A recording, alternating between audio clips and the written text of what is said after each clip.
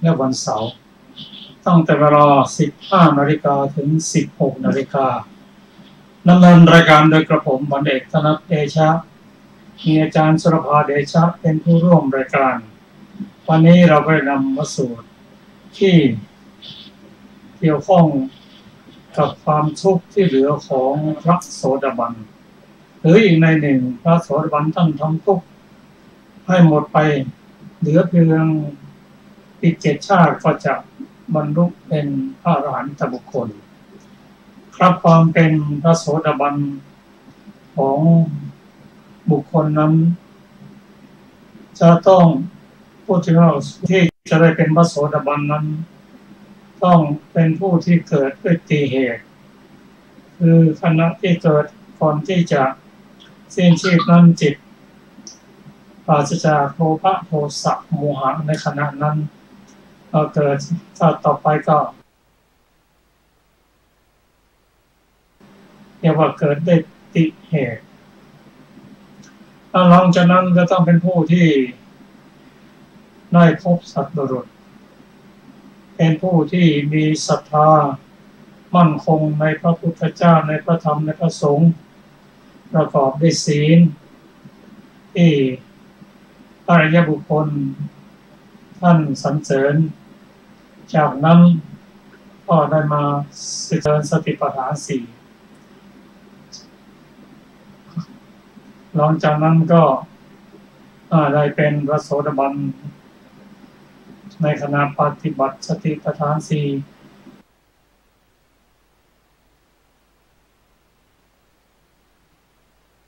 หรือการเจริญปัญญาจนถึงเดวพานโสรสยานไปแล้วข้ามโคตรจากปุถุชนไปเป็นพระยะบุคคลเป็นพระโสดาบันคุณสมบัติของพระโสดาบันนั้นท่านเป็นผู้ที่ละสังโยชน์เรื่องต่ำ3ได้นั่นคือละสักยะทิฏฐิละศีลพรตหมดความสงสัยนี่ก็เป็นสังโยชน์เรื่องต่ำ3พระโสดเป็นพระโสดาบันนั้นท่านมีศรัทธามั่นคงไม่คลอนแคลนมีศีล5สมบูรณ์ไม่อิ่มในทานอันนี้ก็เป็นคุณสมบัติของพระโสดาบันซึ่งพระสูตรที่ท่านได้ฟังตอนนี้เกี่ยวกับความเป็นพระโสดาบันนั้นเป็นผู้ที่เหลือทุกข์อีกเพียงนิดหน่อยแล้วก็ทุกข์ที่ผ่านมาเป็นจำนวนมากนั้นก็เหลือเพียงนิดหน่อยขอเชิญอาจารย์สุรภาครับสวัสดีค่ะท่านผู้ฟังทุกท่านปฐมสมุทรสูตรว่าด้วยบุรุษ วักน้ำ2-3 หยาดขึ้นจากมหาสมุทรพระผู้มีพระภาคเจ้าประทับอยู่ณพระเชตวันอารามของท่านอนาถบิณฑิกะเศรษฐีกรุงสาวัตถี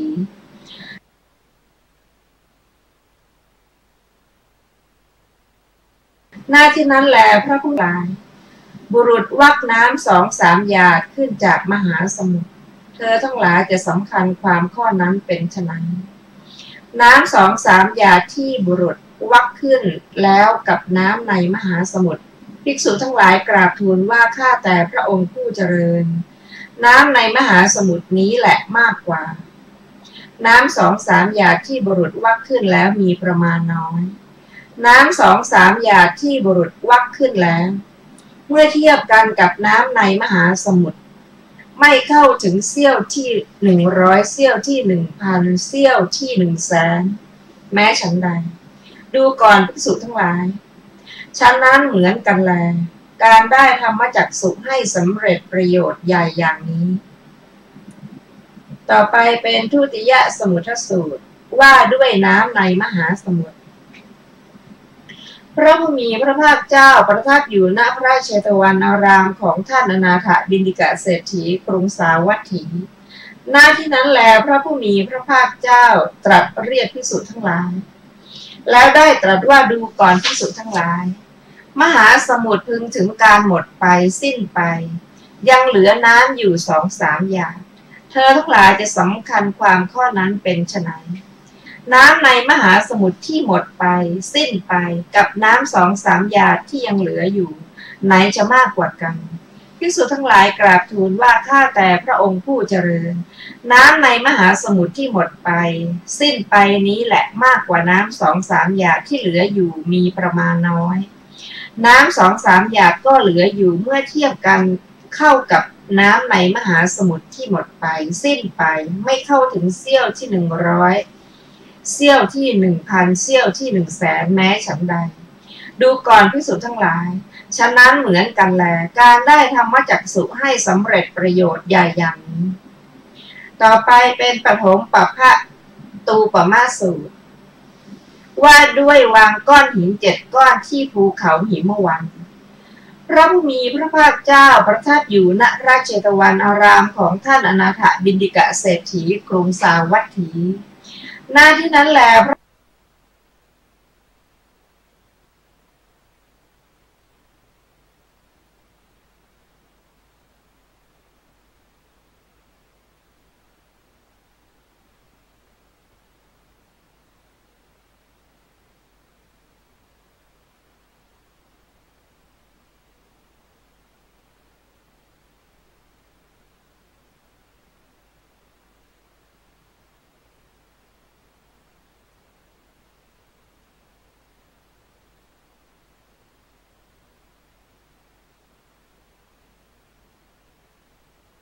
ภิกษุทั้งหลายกราบทูลว่าข้าแต่พระองค์ผู้เจริญขุนเขาหิมวานนี้แหละมากกว่าก้อนหินเท่าเมล็ดพันธุ์ผักกาด7 ก้อนที่บุรุษวางไว้มีประมาณน้อยก้อนหินเท่าเมล็ดพันธุ์ผักกาด7 ก้อนที่บุรุษวางไว้เมื่อเทียบกับขุนเขาหิมวันไม่เข้าถึงเสี้ยวที่100เสี้ยวที่1แม้ฉันใดดูก่อนภิกษุทั้งหลายฉะนั้นเหมือนกันแลการได้ธรรมจักษุให้สำเร็จประโยชน์ใหญ่อย่างนี้ต่อไปเป็นทุติยนี้ต่อไปเป็นทุติยปัพพะตูยะปัพพะตูปมะสูตรว่าด้วยวางเจตุพระเชตวันอารามของท่านอนาถตรัส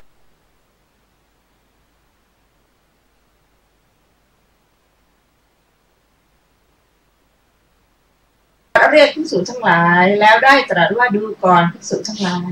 คุ้นกับผักกาดไปสิ้นไปกับก้อนหินเท่าเมล็ดพันธุ์ผักกาด7 ก้อนที่ยังเหลืออยู่ไหนจะมากกว่ากันภิกษุทั้งหลายกราบทูลว่าข้าแต่พระองค์ผู้เจริญขุนเขาหิมวันที่หมดไปสิ้นไปนี้แหละมากกว่าก้อนหินเท่าเมล็ดพันธุ์ผักกาด7 ก้อนที่ยังเหลืออยู่มีประมาณน้อยก้อนหินเท่าเมล็ดพันธุ์ผักกาด7 ก้อนที่ยังเหลือเมื่อเทียบกับขุนเขาหิมวันที่หมดไปสิ้นไปไม่เข้าถึงเสี้ยวที่100เสี้ยวที่1,000เสี้ยวที่100,000แม้ฉันใดดูก่อนภิกษุทั้งหลายฉะนั้นเหมือนกันแลความทุกข์ที่หมดไปสิ้นไปนี้แหละของบุคคลผู้เป็นพระอริยสาวกสมบูรณ์ด้วยทิฏฐิตรัสรู้แล้วมีมากกว่าส่วนที่เหลือมีประมาณน้อยความทุกข์ที่เป็นสภาพยิ่งใน7 อัตภาพเมื่อเทียบกับกองทุกข์ที่หมดไปสิ้นไปไม่เข้าถึงเสี้ยวที่100เสี้ยวที่1,000เสี้ยวที่100,000ดูก่อนภิกษุทั้งหลาย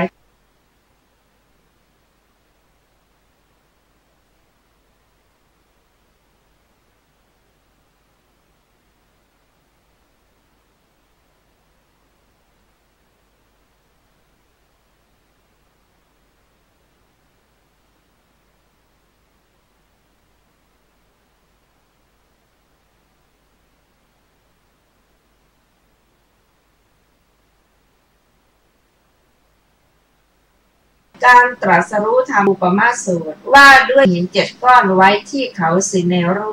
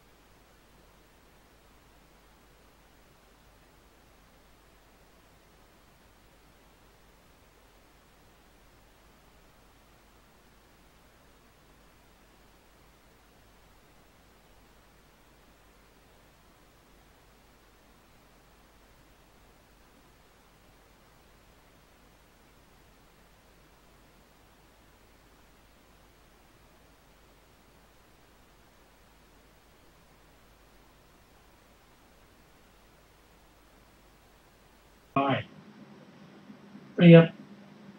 เหมือนในมหาสมุทรเปรียบเหมือนเทือกเขาหิมวัน มีมากมายเหลือเกินนี่เป็นทุกข์ของปุถุชนก้อนที่วางอยู่นั้นอันไหนมากอันไหนน้อยกว่ากันภิกษุได้กราบทูลว่าก้อนหินที่วางไว้อยู่นั้น7 ก้อนนั้นมีจำนวนน้อยถ้าเทียบกับภูเขาหิมวันแล้วพระองค์ตรัสว่านั่นแหละทุกข์ของพระโสดาบันที่สิ้นไปเหมือนกับภูเขาหิมวันที่เหลืออยู่ก็เท่ากับก้อนหิน7 ก้อนที่วางอยู่นั่นแหละในการพระสูตรที่ท่านได้ฟังในพระองค์ก็ยกอุปมาประไมยให้ฟังคงจะเป็นภิกษุที่ท่านต้องการกำลังใจนะเพียงพระองค์ได้ตรัสให้กำลังใจว่าความทุกข์ของพระโสดาบันเหลือนิดเดียวนั่นก็คือความเป็นพระโสดาบันนั้น ท่านจะเกิดมาอีกไม่เกิน7 ครั้งก็ได้บรรลุเป็นอรหันตบุคคลและความทุกข์นั้นเกิดอีก7 ครั้งนั้นเท่ากับหิน7 ก้อนนิดเดียวไม่มากก็แสดงว่าความเป็นปุถุชนนั้นมีทุกข์มากมายเหลือเกินไม่รู้กี่กับกี่กรรมที่ได้ผ่านมาพระพุทธเจ้าผ่านมากี่พระองค์ยังไม่บรรลุเป็นพระโสดาบันก็มีทุกข์ซ้ำแล้วซ้ำเล่าอย่างนี้เป็นต้นครับเราจะมาศึกษาพระสูตรต่อไปซึ่งเกี่ยวกับธาตุเขาใช้อาจารย์สุรภาครับธาตุสูตร ว่าด้วยความต่างแห่งธาตุพระผู้มีพระภาคเจ้าประทับอยู่ณพระเชตวันอารามของท่านอนาถบิณฑิกเศรษฐีกรุงสาวัตถีณที่นั้นแลพระผู้มีพระภาคเจ้าตรัสเรียกภิกษุทั้งหลายและได้ตรัสว่าดูก่อนภิกษุทั้งหลายเราจักแสดงความแตกต่างแห่งชาติแก่เธอทั้งหลายเธอทั้งหลายจงตั้งใจฟังจงกระทำไว้ในใจให้ดีเราจะกล่าวณบัดนี้ภิกษุนั้นทูลรับพระผู้มีพระภาคเจ้าว่าอย่างนั้นพระเจ้าข้าพระผู้มีพระภาคเจ้าได้ตรัสว่าดูก่อนภิกษุทั้งหลายก็ความแตกต่างแห่งธาตุเป็นไฉนจักขุธาตุรูปธาตุจักขุวิญญาณธาตุโสตธาตุสัทธธาตุโสตวิญญาณธาตุฆานธาตุขันธธาตุฆานวิญญาณธาตุชิวหาธาตุรสธาตุหรือรสธาตุชิวหาวิญญาณธาตุกายธาตุโผฏฐัพพธาตุกายวิญญาณธาตุมโนธาตุธรรมธาตุมโนวิญญาณธาตุนี้เราเรียกว่าความแตกต่างแห่งธาตุจบธาตุสูตรที่1อัตถกถาอัตถกถาธาตุสูตรที่1พึงทราบวินิจฉัยในธาตุสูตรที่1แห่งนั้นณตวรรคดังต่อไปนี้ความที่ธรรมมีสภาพต่างกันได้ชื่อว่าธาตุเพราะอัตว่าเป็นสภาวะกล่าวคือมีอัตว่าไม่ใช่สัตว์และอัตว่าเป็นของศูนย์ดังนี้ชื่อว่าความต่างแห่งธาตุในบทเป็นต้นว่าจักขุธาตุความว่าจักขุประสาทชื่อว่าจักขุธาตุรูปารมณ์ชื่อว่ารูปธาตุจิตที่มีจักขุประสาทเป็นที่อาศัยชื่อว่าจักขุวิญญาณธาตุโสตประสาทชื่อว่าโสตธาตุสัทธารมณ์ชื่อว่าสัทธธาตุจิตที่มีโสตประสาทเป็นที่อาศัยชื่อว่าโสตวิญญาณธาตุคานประสาทชื่อว่าคานธาตุคันธารมณ์ชื่อว่าคันธธาตุจิตที่มีคานประสาทเป็นที่อาศัยชื่อว่าคานวิญญาณธาตุ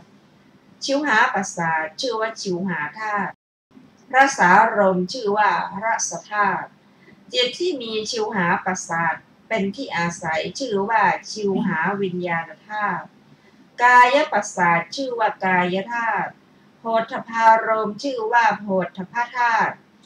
จิตที่มีกายประสาทเป็นที่อาศัยชื่อว่ากายวิญญาณธาตุ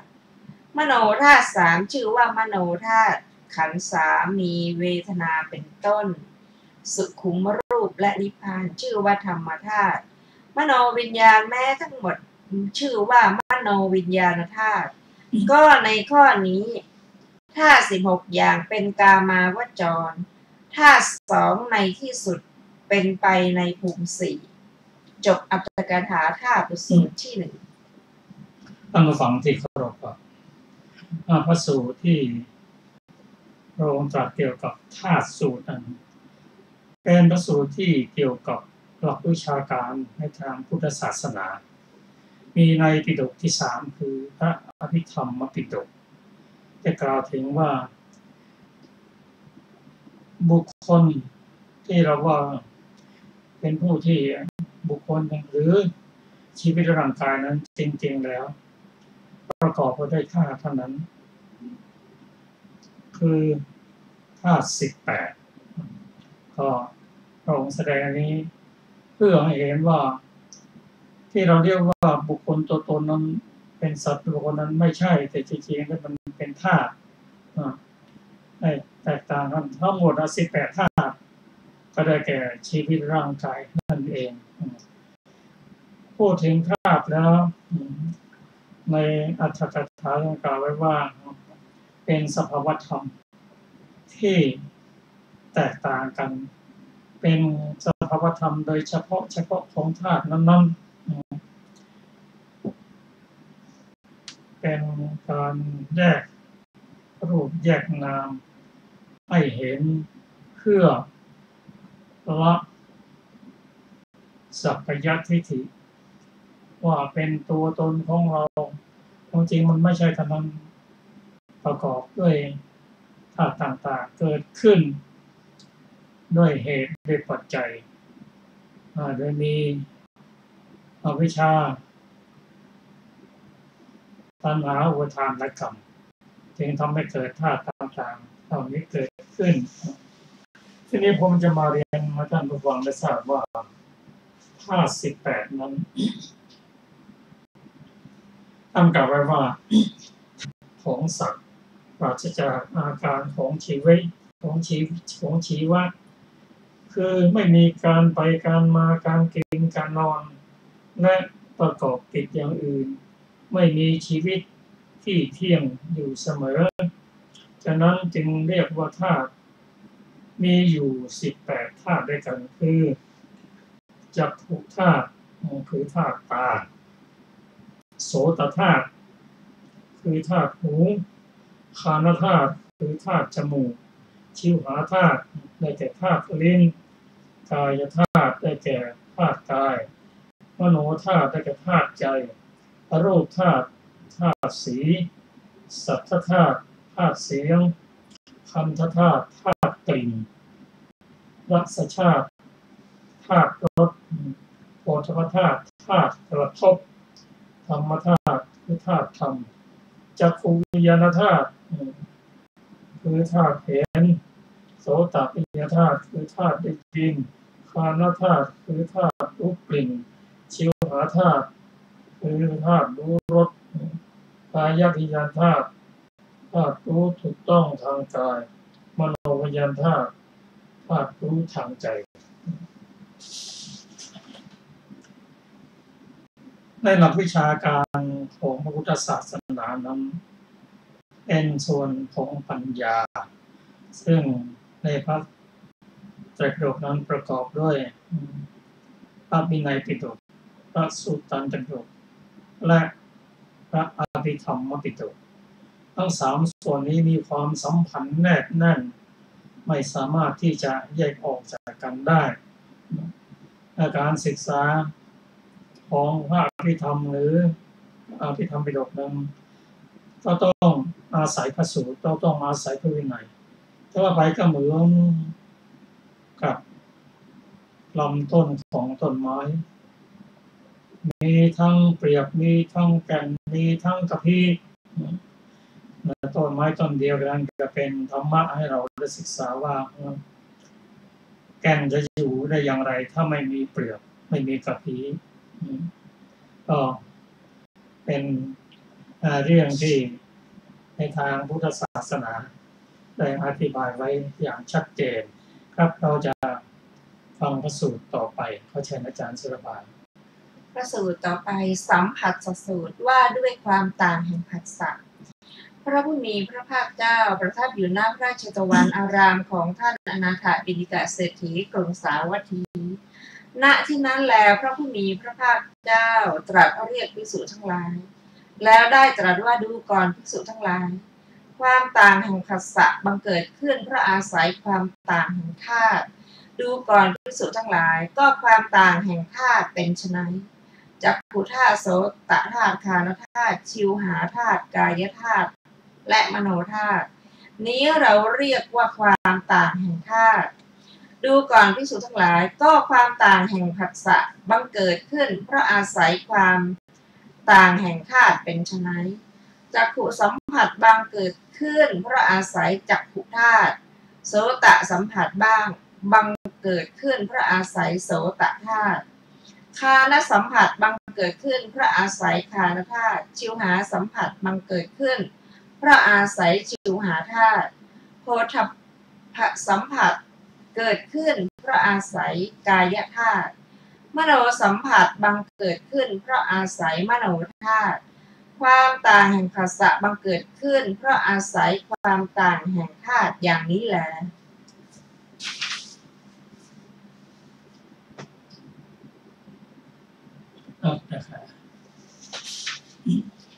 อัตถกถาสัมผัสสูตรที่สองพึงทราบวินิจฉัยในสัมผัสสูตร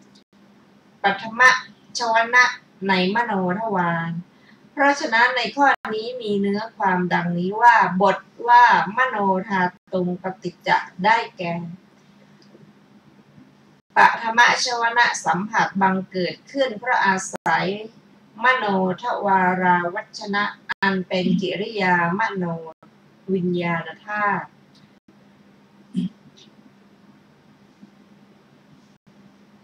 ต่อไปคือมโนสัมผัสสูตรว่าด้วยความต่างแห่งผัสสะพระผู้มีพระภาคเจ้าประทับอยู่ณพระเชตวันอารามของท่านอนาถบิณฑิกเศรษฐีกรุงสาวัตถีณที่นั้นแล้วพระผู้มีพระภาคเจ้าตรัสเรียกภิกษุทั้งหลายแล้วได้ตรัสว่าดูก่อนภิกษุทั้งหลายความแตกต่างแห่งผัสสะบังเกิดขึ้นเพราะอาศัยความต่างแห่งธาตุความต่างแห่งธาตุบังเกิดขึ้นเพราะอาศัยความต่างแห่งผัสสะหามิได้ความต่างแห่งธาตุเป็นไฉนจักขุธาตุจนถึงมโนธาตุนี้เราเรียกว่าความต่างแห่งธาตุดูก่อนภิกษุทั้งหลายก็ความต่างแห่งผัสสะบังเกิดขึ้นเพราะอาศัยความแตกต่างเพราะอาศัยความต่างแห่งธาตุความต่างแห่งธาตุบังเกิดขึ้นเพราะอาศัยความต่างแห่งผัสสะหาไม่ได้เป็นไฉนจักขุสัมผัสบังเกิดขึ้นเพราะอาศัยจักขุธาตุจักขุธาตุบังเกิดขึ้นเพราะอาศัยจักขุสัมผัสหาไม่ได้มโนสัมผัสบังเกิดขึ้นเพราะอาศัยมโนธาตุมโนธาตุบังเกิดขึ้นเพราะอาศัยมโนสัมผัสหาไม่ได้ความต่างแห่งผัสสะบังเกิดขึ้นเพราะอาศัยความต่างแห่งธาตุความต่างแห่งธาตุบังเกิดขึ้นเพราะอาศัยความต่างแห่งผัสสะหาไม่ได้อย่างนี้แหละอัตถกถาบทว่าโนมโนสัมผัสสังปฏิจจอุปัชชติมโนธาตุพึงเห็นเนื้อความอย่างนี้ว่าอาวัชนะกิริยามโนวิญญาณธาตุจะบังเกิดขึ้นเพราะอาศัยผัสสะที่ประกอบด้วยปฐมชวนะในมโนทวารก็หาไม่ได้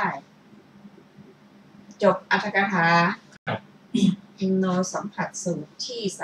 3ครับเราจะมาศึกษากันเกี่ยวกับธาตุถ้าเราได้ศึกษาแล้วว่าชีวิตร่างกายของเรานั้นประกอบด้วยธาตุ18แต่ละธาตุนั้นมีคุณสมบัติมีสมบัติธรรมเฉพาะตัวนะครับแล้วก็ หลังจากนั้นจากพระสูตรที่2มาถึงสัมผัสสสูตร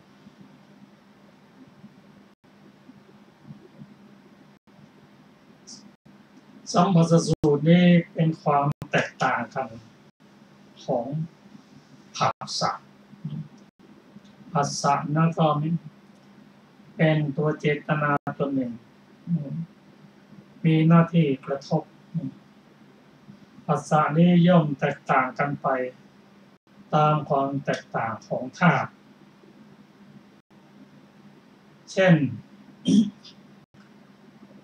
จักขุวิญญาณธาตุขอเช่น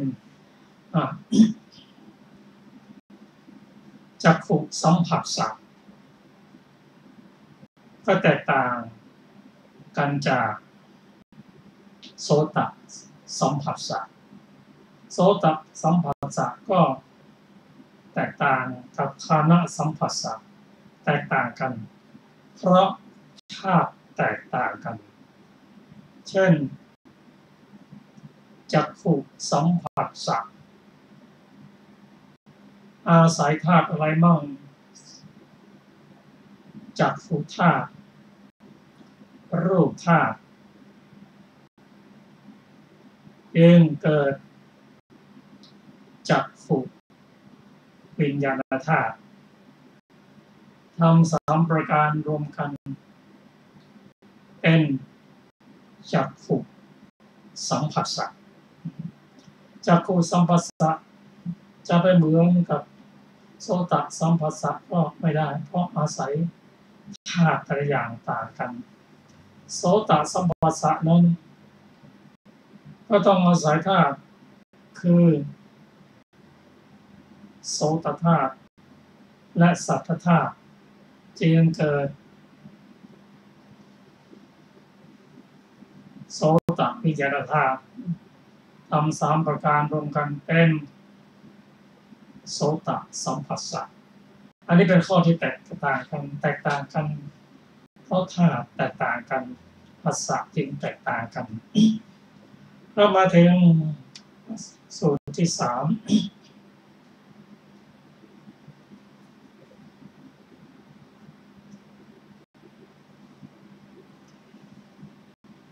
ซึ่งเรียกว่าชื่อว่าโนสัมผัสสะโนสัมผัสสะนั้นกล่าวพระเทศพระองค์ตรัสว่าดูก่อนภิกษุทั้งหลายความแตกต่างแห่งผัสสะบังเกิดขึ้นเพราะอาศัยความต่างแห่งธาตุความต่างแห่งธาตุบังเกิดขึ้นเพราะอาศัยความต่างแห่งผัสสะหาไม่ได้ก็เป็นเหตุเป็นผลจริงได้กันนะจะเอาผลมาเป็นเหตุก็ไม่ได้แต่เหตุเป็นผลเป็นเหตุเป็นผลจริงกันเพราะฉะนั้นถ้าเราพูดว่าผัสสะเป็นผลจากการรวมธรรมของวัตถุธาตุอารมณธาตุและวิญญาณธาตุจึงจะเกิดผัสสะได้เป็นเหตุเป็นผลซึ่งกันและกันในธรรมะของพระองค์ได้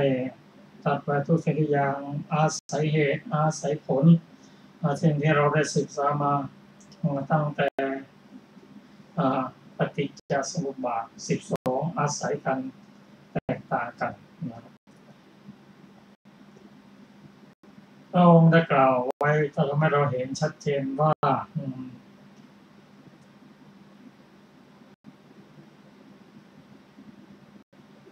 ความต่างแห่งผัสสะบังเกิดขึ้นเพราะอาศัยว่าด้วยความต่างแห่งเวทนาจากเวทนาสูตรเขาเชิญอาจารย์สุรภาพเวทนาสูตรว่าด้วยความต่างแห่งเวทนาพระผู้มีพระภาคเจ้าประทับอยู่ณพระเชตวันอารามของท่านอนาถบิณฑิกะเศรษฐีกรุงสาวัตถี ณที่นั้นแลพระผู้มีพระภาคเจ้าตรัสเรียกภิกษุทั้งหลายแล้วได้ตรัสว่าดูก่อนภิกษุทั้งหลายความต่างแห่งผัสสะบังเกิดขึ้นเพราะอาศัยความต่างแห่งธาตุความต่างแห่งเวทนาบังเกิดขึ้นเพราะอาศัยความต่างแห่งผัสสะก็ความต่างแห่งธาตุเป็นไฉนจักขุธาตุจนถึงมโนธาตุนี้เราเรียกว่าความต่างแห่งธาตุดูก่อนภิกษุทั้งหลายก็ความต่างแห่งผัสสะบังเกิดขึ้นเพราะอาศัยความต่างแห่งธาตุความต่างแห่งเวทนาบังเกิดขึ้นเพราะอาศัยความต่างแห่งผัสสะเป็นไฉนจักขุสัมผัสบังเกิดขึ้นเพราะอาศัยจักขุธาตุจักขุสัมผัสสชาเวทนาบังเกิดขึ้นเพราะอาศัยจักขุสัมผัสเรื่อยๆไปจนถึงมโนสัมผัสบังเกิดขึ้นเพราะอาศัยมโนธาตุมโนสัมผัสสชาเวทนาบังเกิดขึ้นเพราะอาศัยมโนสัมผัสความแตกต่างความต่างแห่งผัสสะบังเกิดขึ้นเพราะอาศัยความต่างแห่งธาตุความต่างแห่งเวทนาบังเกิดขึ้น เพราะอาศัย ขอไปเพราะอาศัยความต่างแห่งผัสสะอย่างนี้แลอรรถกถาเวทนาสูตรที่สี่ถึงทราบวินิจฉัยในเวทนาสูตรที่สี่ดังต่อไปนี้บทว่าจักขุสัมผัสสชาเวทนาท่านอธิบายว่าตั้งแต่สัมปติฉันนะมโนธาตุเวทนาแม้ทั้งปวงพึงเป็นไปในทวารนั้นแต่การถือสัมปติฉันนะเวทนาในลำดับเพื่อความผาสุกในการเกิดก็ควรบทว่ามโนสัมผัสสังปฏิจจะมีอธิบายดังนี้ว่าปฐมชวนะเวทนาบังเกิดขึ้นเพราะอาศัยอาวัชนะสัมผัสในมโนทวารทุติยชวนะเวทนาบังเกิดขึ้นเพราะอาศัยปฐมชวนะสัมผัสดังนี้แลจบอรรถกถาเวทนาสูตรที่สี่ท่านผู้ฟังที่เคารพครับเวทนาสูตร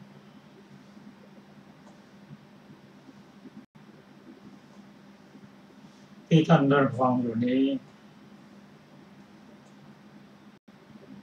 พระผู้เจ้า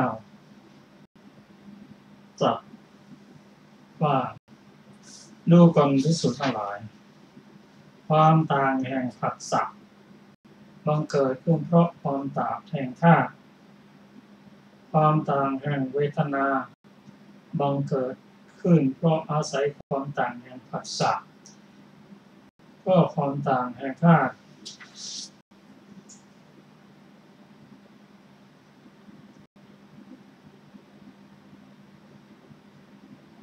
เป็นไฉน